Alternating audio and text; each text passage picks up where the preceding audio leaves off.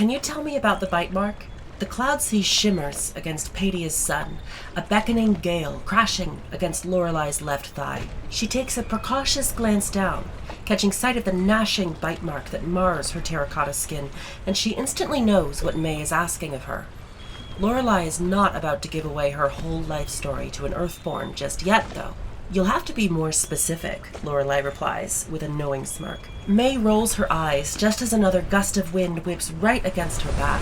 The Earthborn flails, her hands in the air before taking a nosedive face forward into the dirt, and Laurelei can't stifle the rambunctious laughter that rises to her throat. The guffaw echoes, and every other forager at the cove is made acutely aware of May's tumble. Come on! May lifts her head from the sand in a frenzy. You're insufferable, and you know what I mean. The captain of the Adventurers Guild wipes the grin off her face before reaching out a hand to her new trainee. Following their initial meetup a month prior, the two found comfort in one another over their mutual familiarity with Earth. From her mother and father, Laurelei had heard all about fly fishing and the Rocky Mountains and the grandiosity of Montana's national forests, where May had lived prior to hurtling through dimensional portals. Perhaps she took an interest in May's life prior to Blank Space, but she'd never admit it. May, on the other hand, harbors nothing short of an unquenchable curiosity. For the most part, Laurelei finds it easy to dismiss May's incessant questioning concerning the scars on her arms or the slashes that paint her lineaments. All she normally had to do was shoot a wink her way, state it was a story for another time, and then proceed with their initiation training. This time, however, feels different. On contact with Laurelei's palm, May twists their wrists and closes the distance, pushing her sturdy frame backwards. May suddenly stands inches from Laurelei's face, and she points to the bite mark as though it insulted her.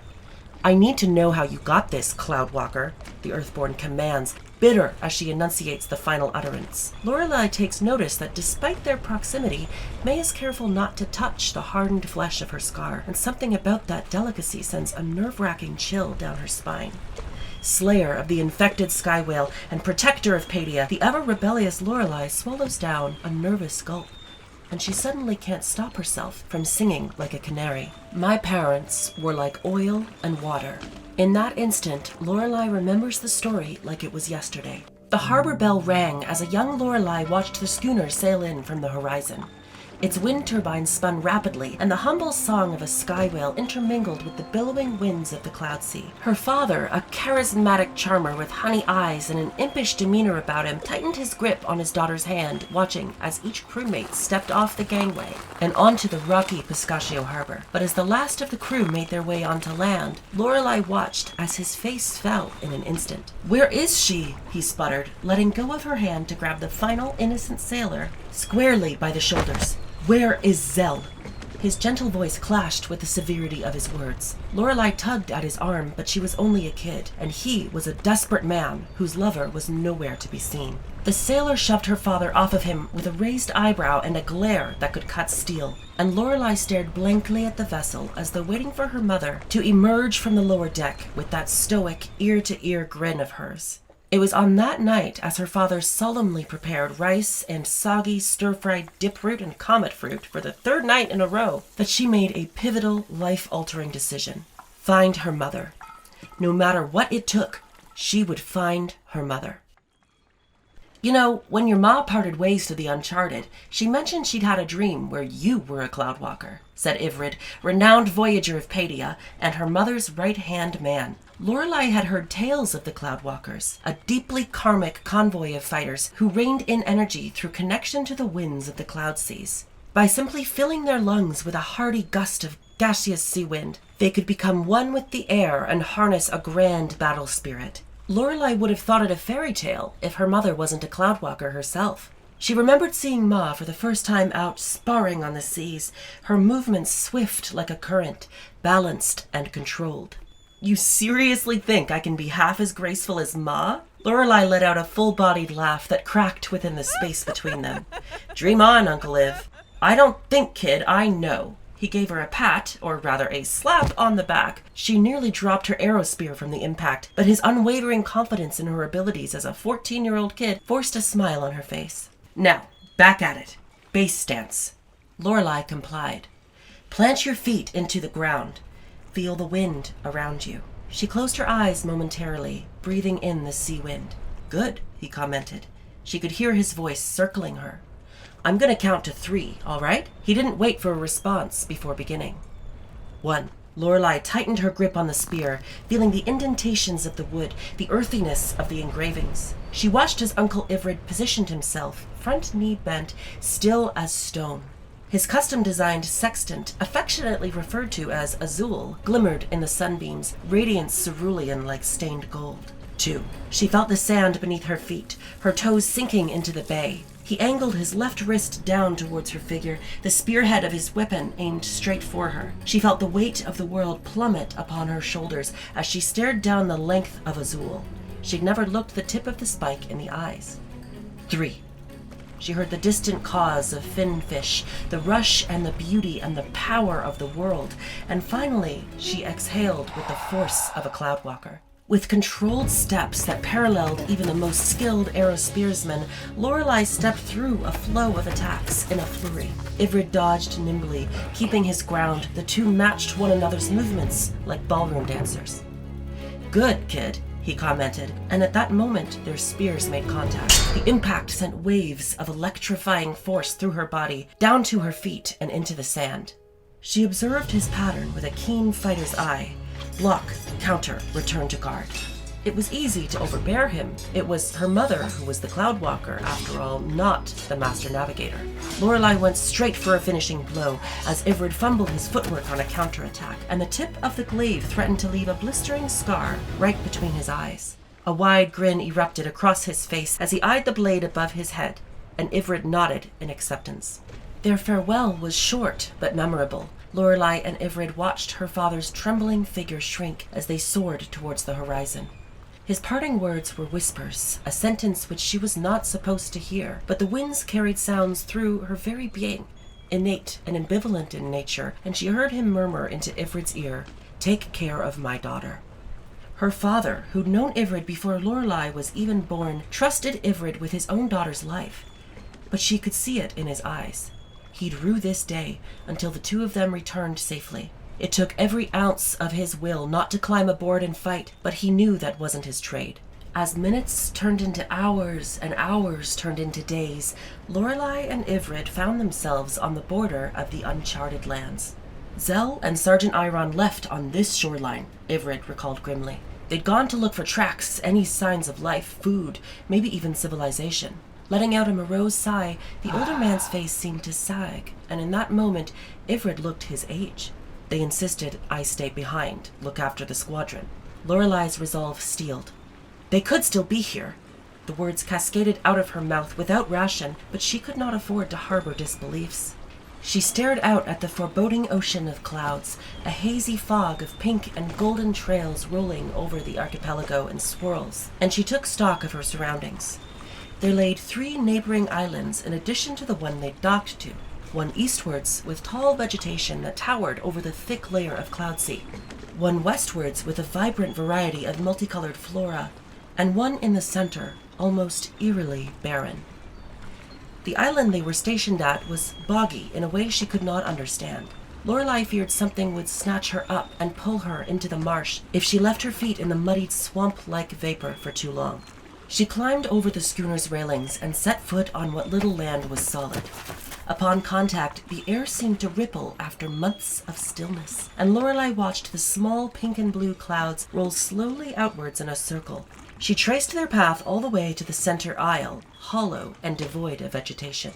Sudden whispers bombarded her eardrums like the rush of spirits coursing through the wind, and she watched as the trees began to shake and the gentle breeze grew to a whistling gale. "What's happening?" she asked, partially to herself, partially to Ivrid, partially to the winds that whispered to her. As the daughter of a Cloudwalker, the whispering was not uncommon during her childhood, but this was the first time the whispers responded. "Help!" they said, and who else could communicate via the wind, if not another Cloudwalker? Her mother was communicating with her through the air channels. "Ma?" Laurelei hollered into the air, her voice a broken, shattered cry into the void of the wind's raw force. Ivrid reached over for her hand, wanting her close, but Laurelei knew instinctively where to go. Her hair blew inwards towards the center aisle, and the squall led her straight to her mother. She blocked out Ivred's desperate warning cries as she swam through the clouds with reckless abandon. She knew swimming through vapor posed dangerous threats to the lungs, but she was so overtaken with the need to just see her mother's face that she felt nothing but adrenaline. That's when it surfaced. Time froze as its gargantuan head emerged from beneath the turbulent vapor, a deafening roar that rocked the very marrow of her bones. Her body was paralyzed in horror as an amethyst serpent spearheaded its way into the sky, massive and foreboding. Covered in sickly tangle roots and branches from head to toe, it appeared to be ill to the point that it was unrecognizable. She'd never seen anything like it. Its amber cat eyes locked in on the schooner, and Laurelei looked back, crestfallen. It was going to annihilate her uncle, destroy their ship. They had invaded this creature's home, and for that, they would not be leaving. She made a beeline for the vessel, swimming against the current. Ivred's sturdy stance was no match for the crashing force of air, and he fell backwards clunkily. She watched his weapon Azul clatter to the ground. The serpent torpedoed, nosediving straight for his fallen figure. She had no time to look, had no time to scream. As Ivred was struck, she refused to believe he'd been hit by the blow. She calculated her next moves in her head as she scrambled on board the ship, a large chunk of the upper bow in tatters. She knew what she had to do. Base stance. Grabbing onto the fallen sextant, she planted her feet onto the wooden deck. 1, 2, 3. The serpent made a counterattack towards the stern, speeding straight towards her. She ran for the highest point on the end of the ship, timing her leap into the cloud sea just right, and raised the sextant into the air, piercing the belly of the beast. The resounding screech that followed was jarring as what appeared to be a pulsating mass of plant life hailed from its stomach, littering the cloud sea with sickly-looking vines on the verge of death. A shriveled knot of thorns plummeted straight for the deck, embedding the ship with twisting brambles. The serpent crashed into the mist, pushing their boat straight for the center aisle. The rest of the venture felt like a blur as Laurelei grabbed hold of the ship's ladder and pulled herself aboard, only to find Ivred on the deck, lying in a sodden mixture of shining liquid and blood. It was then that she finally looked down at herself, when she ran towards his decrepit form and dropped to his side. She sparingly noticed the giant gnaw in her left thigh and came to the sudden realization that she could not feel a single bit of physical pain when compared to the scene before her. Her lifelong family friend, ragged and limp. The ship seemed to steer itself towards the center island as she cried over Ivred's lifeless body. Laurelei could not tear her eyes away from Ivred, did not notice the hands of none other than Mariner Zell of Piscatio Harbor climb over the ship's railing. Her mother, Zell, flanked her left, holding her daughter as Laurelei wailed. She let out a piercing holler into the air. Had she not been so distracted, so careless, so ignorant, she would have been able to do something, anything. Laurelei hadn't the slightest idea, but any path would have been better than the path taken. The path that led to her friend's last breath. "I'm so sorry, Laurelei," says a dumbfounded May, who stares in shock at her captain. The two of them sit in a digestive silence. Finally, Laurelei forces out a weak smile, one that fails to reach the eyes. "The bite scar's a reminder," she states with vigilance. "A reminder of the dangers here on Paidia." Looking directly at May, she continues. "It's why I formed the Adventurers Guild. The minute I slayed the heart of the Harbinger, I knew I needed to keep those close to me safe. And in order to do that, we all need to combine our skills as fighters and work in unity to stay one step ahead of whatever's out there." The captain bites her tongue. Some details are better left unspoken. Laurelei watches as May processes, like seeing gears spin back and forth. And when her trainee's face softens into a hopeful smile, and she murmurs, "We do what we can," that's when Laurelei realizes that she respects the girl, not only as a trainee, but as a true member of the Adventurers Guild. Thank you for listening to Volume 2 of the Chronicles of Paidia, Heart of the Harbinger, written by Edie Railsback. I have been your narrator, Stephanie Pelosa, head narrative designer of Paidia Gaming, and I hope you'll join us next time for Volume 3 of Chronicles of Paidia, Unforgotten, written by Tanya Moore.